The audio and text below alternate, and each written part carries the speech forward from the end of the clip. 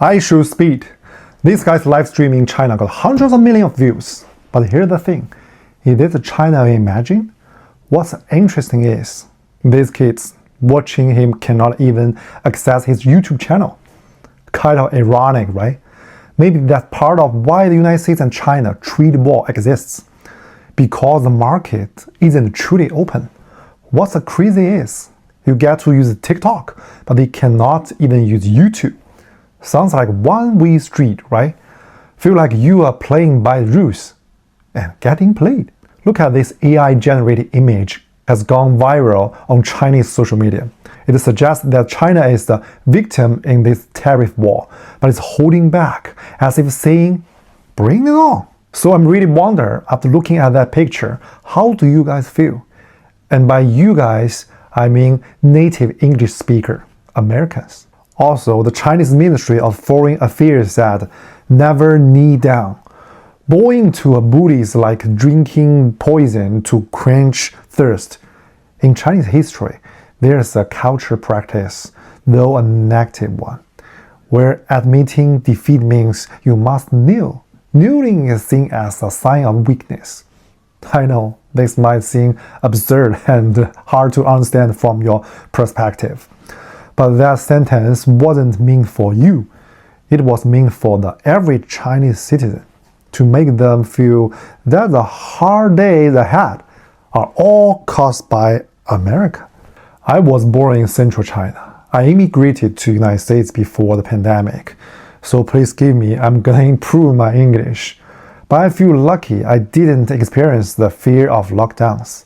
But unfortunately, Chinese citizens, they lived through the disaster.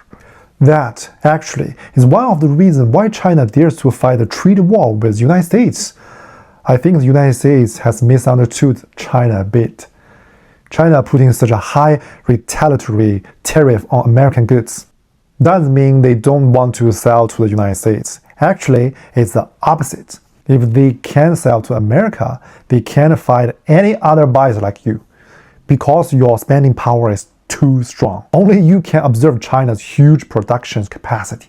Europe, Southeast Asia, Africa, South America, they simply don't have the ability to consume like you do. But when the tariff war began, the moment the Chinese sellers faced higher tariffs, they could no longer sell their overproduced goods. That leads to factory closure and mass unemployment. You might ask, China has more than 3 times the population of the United States. Can they just consume their own products? Yes, but they can't afford to, even though they produce tons of the goods. They've been squeezed so hard that people have no money in their pockets. And that, in part, is because of Wall Street greed. Wherever there's more profit, there's where investments go. That's also why United States manufacturing rusted out over the years.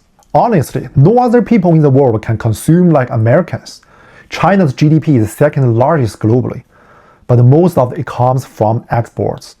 Domestic consumption only makes up around 30% of China's GDP. The Chinese people are rolling in debt. Just buying a home can completely empty their wallets. But in the United States, your consumption makes up 70% of GDP. That's a sad reality for Chinese folks. But they've never really thought about where all the money goes. You might ask, if that's the case, why does China still insist on fighting the trade war? If Chinese businesses are collapsing, doesn't the Chinese government care? That's a great question. You guys cannot live without beef and milk. If egg prices go up, President Trump or Biden gets slapped online. But in China, that's not an issue. They don't care whether exports go bankrupt due to tariffs. At the same time, they don't care if people lose their jobs. What they care about is whether the regime stays stable. So President Trump's tariffs could be lethal to China's economy.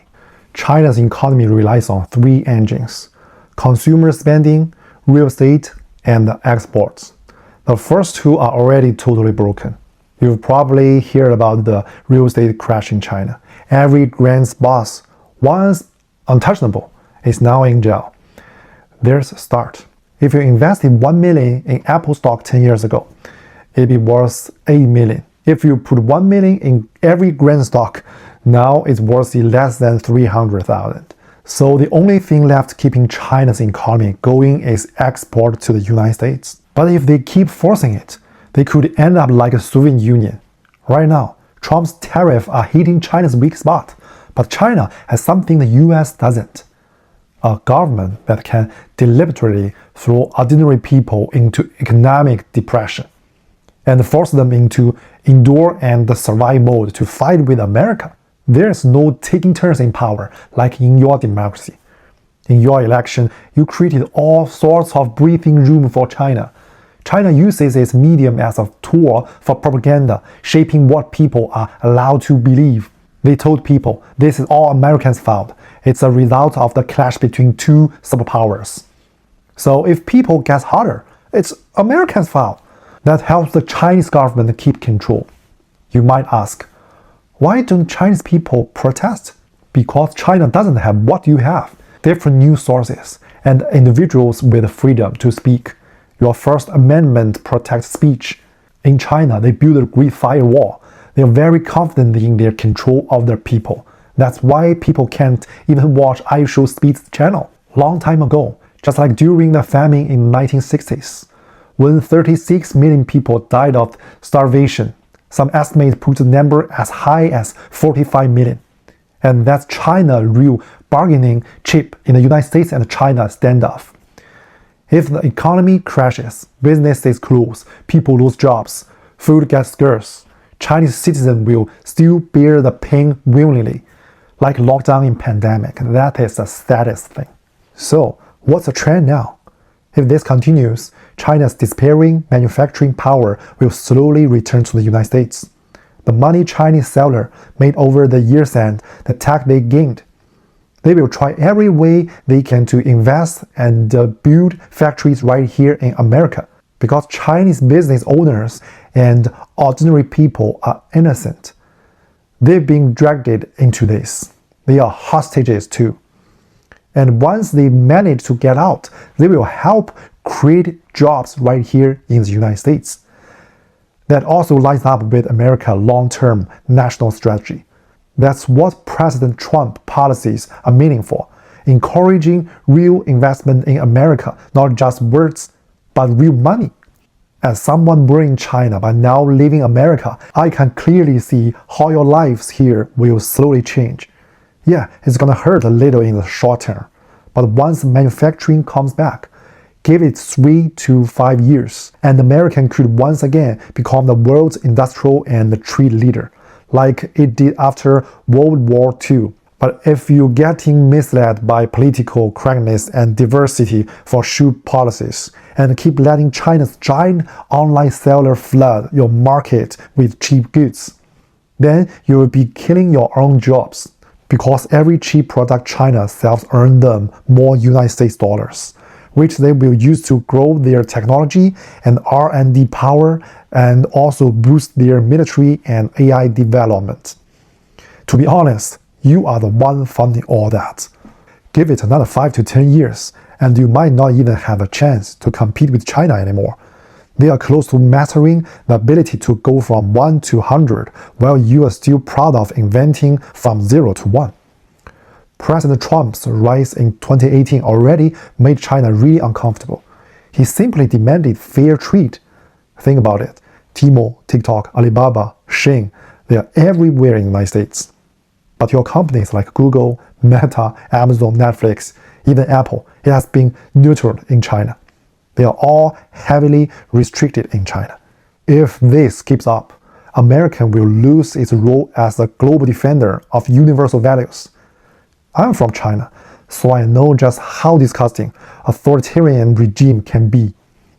That's why I'm angry here. But if one day I wake up and see that America is being crushed by China, that would be the tragedy. And honestly, that day doesn't feel so far off. That's why I tell you what is gonna happen. China isn't what you see in those iShowSpeed videos. It's not just cyberpunk skyline and glowing neon lights. Just like many Chinese people think America is either all New York, LA, or that zombie street in Philadelphia. This is all incorrect information. That's how misleading medium is on both sides. Let me give you a reality check. China's former premier once said, there are 600 million people in China living on just $140 a month. Can you even imagine that? That's why even the poorest Americans are living like a heaven compared to the bottom class in China. So if the United States bring manufacturing back, this isn't just a trade war, it's a war of ideas. It's a spiritual battle, only protecting America's founding values.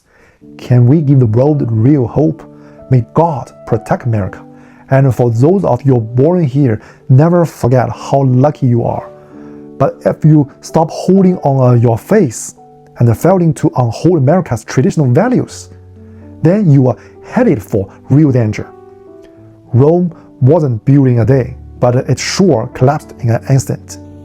Don't forget, God is love. You can leave a comment below and let me know what you think.